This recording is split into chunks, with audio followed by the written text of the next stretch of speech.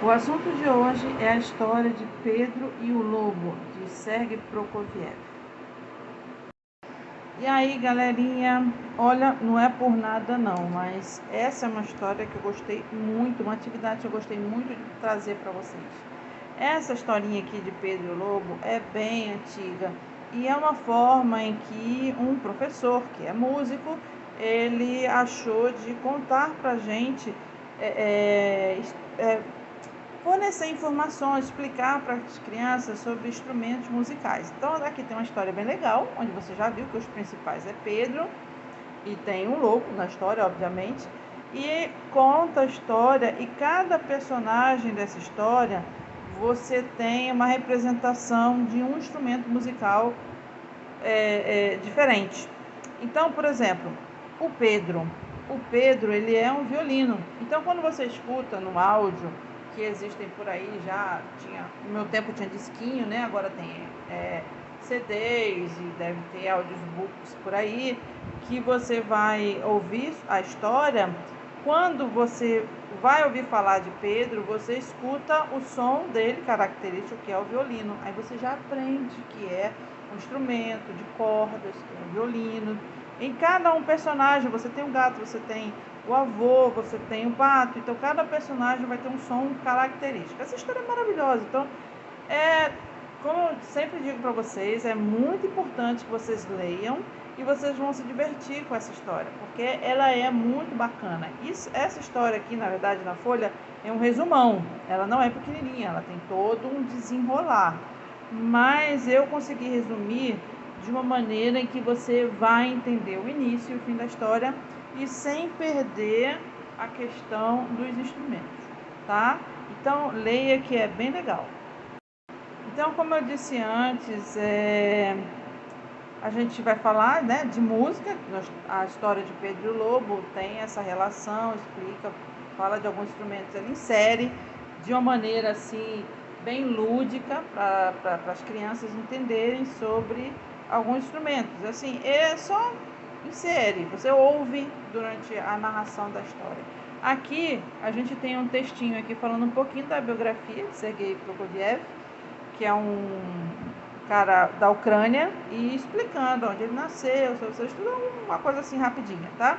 E aqui, ó, agora é a sua vez. Aqui tem a atividade. A atividade é bem tranquila. Você tem instrumentos musicais, tem um desenho de um oboé, clarinete, fagote, transversal, violino, trompa e tambor.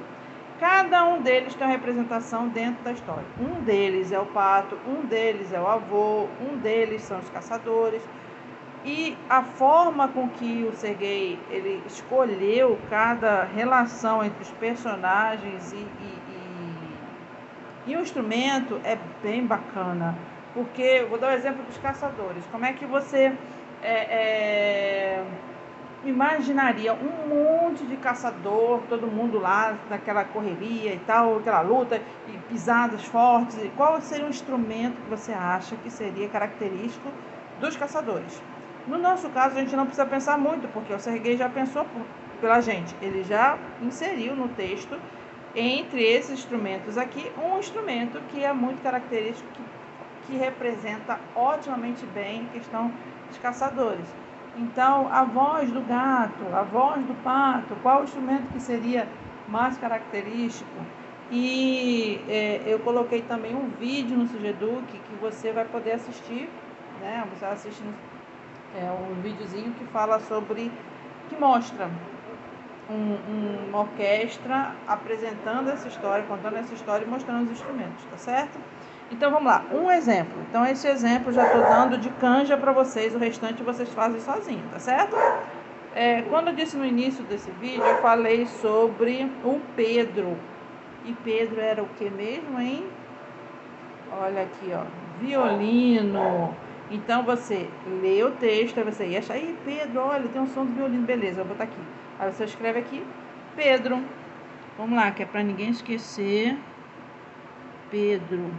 Então você já sabe que o violino é o Pedro. Aí você vai ler o texto, você vai procurar quem é a trompa. Vai escrever aqui quem é o tambor.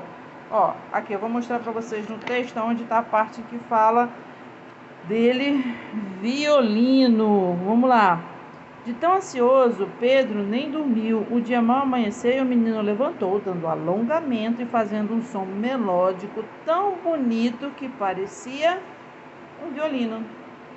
Tá? Então todo o texto vai ter partes assim que fala do personagem e faz a menção ao instrumento. Então você pode fazer o seguinte, você pode destacar, que é para não esquecer. Aí à medida que você for lendo, aí olha, tem outro instrumento aqui, você destaca. Aí na hora de responder, você olha lá qual é e bota aqui o nome da pessoa, tá certo? Já sabe que Pedro é o violino. Então terminamos por aqui mais essa atividade. Um beijo, um queijo e até a próxima.